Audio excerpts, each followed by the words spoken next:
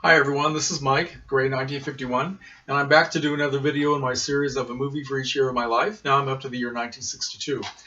Before I start, I'd like to welcome my friend Ian Mountford, who goes by the name of Forkerball on YouTube. Ian has joined me in this series, and so welcome Ian, glad to have you aboard. Ian's life begins in 1981, which is exactly 30 years after mine began, so he has a lot less videos to do than I do. Let's see how far we can take this, and if anybody else would like to join in at any time, please, you're welcome. All right, 1962, the film I'd like to show you is a terrific gothic horror film made in Italy called The Terrible Secret of Dr. Hichcock. Okay? The Terrible Secret of Dr. Hichcock. That is an exact translation of the Italian title. It goes by different titles depending on which country it's released in. In the United Kingdom, it's called The Terror of Dr. Hitchcock, and in the United States, it's called The Horrible Dr. Hitchcock, in a version that was censored. I think they censored something like 12 minutes out of it that they thought was inappropriate for the audience of 12-year-olds who were going to see movies like this in 1962. Okay, directed by Riccardo Freda. And the film stars Barbara Steele, Robert Fleming, and Harriet White, all three English players working in this Italian film. All the other supporting cast is Italian. Now, what is Dr. Hitchcock's terrible secret? Well, the good doctor is a surgeon in London. He's very well known, very well respected, and he has not only made his mark as a doctor, he's also an inventor. He has perfected an anesthetic that can keep people unconscious for a long time so that surgery can be completed carefully and successfully. And he's very well respected for this. The only problem is the good doctor does not just use the anesthetic in the hospital, he takes it home and uses it in the bedroom. Dr. Hitchcock is a necrophile, which means he can only be aroused by a woman if she's either dead or appears to be dead. Now he is married to a beautiful blonde young wife named Margaret, who's played by actress Maria Teresa Vianello. And early in the film, we find out that Dr. Hitchcock has a room in his house that is made up to look like it's a funeral home with a slab in the center and instead of a bed. So his beautiful young wife, who by the way is not a helpless victim, she's into it. She likes what's happening. she lies down on the slab and he injects her with the anesthetic, and when she is sufficiently corpse-like, that's when he can make love to her. Now, this is all very, very creepy, but nothing about it is, it's all very suggestive. There's nothing graphic at all, sexually or in the way of nudity at all in this film. But it is very creepy. I'm surprised any of this got past any censor in the world at the time. So anyway, we see this happen between them once, and then the second time it happens, Dr. Hitchcock gets a little carried away with the anesthetic, and he kills Margaret. And you would think that this is his dream come true, but in reality the man is horrified at what he's done. He feels very guilty, and of course he doesn't tell anybody how she died, obviously, but after the funeral, Dr. Hitchcock decides to close up the house and leave London. He leaves for 12 years. And he leaves the place under the control of his housekeeper, Martha, this very creepy lady played by Harriet White. So he comes back 12 years later, I guess he's rehabilitated, or he thinks he is, with another beautiful young wife named Cynthia. And this woman is played by Barbara Steele. But as soon as the doctor gets back in his house, he starts getting some of his old feelings and urges again, and starts acting very coldly towards his wife and spending more and more time at the hospital around corpses. And in the meantime, Cynthia is overwhelmed by the presence of the dead wife in this house. This gigantic portrait in the living room of the house is a portrait of Margaret, which always seems to be watching her, right?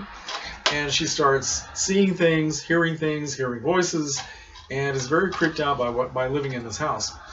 So she turns to a young doctor named Kurt, who is one of Dr. Hitchcock's assistants, for help and a confidant. So, and that's all I'm going to tell you. I'm not going to tell you anymore because I want you to see this. It's a very, very good horror film from that period, from a period where there was a great renaissance of the Gothic horror film at this time from different sources all over the world. Certainly in Italy, also in certainly the United Kingdom, where all the Hammer films were coming out. These beautiful color films starring people like Christopher Lee, Peter Cushing, and also in the United States we had the Edgar Allan Poe series directed by Roger Corman being made at American International Studios. Very low budget, quickly made films which are beautiful to look at, beautiful use of color. And as I said, this is directed by a man named Riccardo Freda. Now, Riccardo Freda and some of the other directors of Italian horror films at the time, they wanted their films to look like they were made in England. They always located them somewhere in London or somewhere in England. And they also changed their names to English pseudonyms. In this case, Riccardo Freda called himself Robert Hampton. And the reason they did this is because, for some reason at that time, the Italian audiences had a difficult time accepting horror films made by Italian directors. They thought they were funny. They actually liked the ones that came from from England. They thought that the English were the only ones who could really make good horror films, and that's what they wanted to see. So Freda decided to make his films look like they were from England. He used English actors in the leads, and all the Italian actors had their names changed. For example, Maria Teresa Vianello, her name was changed to Teresa Fitzgerald. Silvano Tranquilli, who played Kurt, the other doctor, was called Montgomery Glenn. And they changed the names not only of the actors but the entire crew and made it seem like it was an English film. And became very successful. Dr. Hitchcock. Riccardo Freda also made a follow-up to this film the following year, again with Barbara Steele and Harriet White. It was called The Spectre of Dr. Hitchcock, known in the United States as The Ghost. It really was not a sequel because it didn't keep the same plot line, but it had another man playing Dr. Hitchcock, and it also had his wife Margaret, this time played by Steele, and it was just kind of used the same ideas, but it didn't follow the story, but another very atmospheric film. Now, well, I think what Freda was trying to do, and I'm getting this information from things that I've read, primarily from this marvelous book called The Encyclopedia of Horror Films by Phil Hardy, which for freaks like me is kind of like Holy Scripture. And he talks about this movie, said that Freda was trying to do an homage to Alfred Hitchcock's films. And in a way, his atmosphere was very, very tongue-in-cheek. It's hard to believe that he was trying to take this whole thing seriously and wanted audiences to take it seriously. It was really some of the over-theatrical acting, especially by Robert Fleming, made some of it seem very funny at times. But it's still a very cool film to look at just for the visual interest. And he used some of the things from Hitchcock films. For example, the beautiful portrait of the dead wife comes from Rebecca. There's a sequence where there's a skull found in a bed.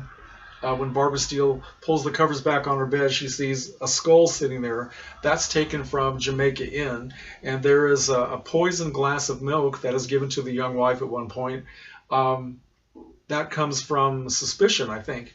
And so, yeah, he was doing an homage to Hitchcock. It's a beautiful film to look at. It has a kind of a dizzy intensity to it in some places. And as far as Barbara Steele goes, this was her third horror film. She had already done Black Sunday and The Pit and the Pendulum. And while she was making this film in about 2 weeks in 1962, made very quickly for very little money, she was also under contract to Federico Fellini, making his classic 8 1/2. So it kind of shows her versatility as an actress.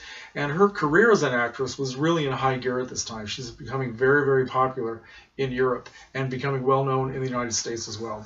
So I think that's all I want to say about this movie, except that I really hope you see it. I have two versions of this film, not only the one I showed you, which is not letterboxed. I bought it at a film convention years ago, so it's kind of a bootleg thing. But I also have another bootleg sent to me by a close friend who found a letterboxed version of the original Italian. So it's in the Italian language with English subtitles, and that's the one I watch most often because I can see everything in the frame.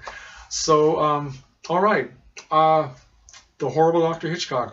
By any title, it's a great film, and I think a lot of you would like it. If you like that type of horror film from the 1960s, this is probably one of the best examples. So, all right.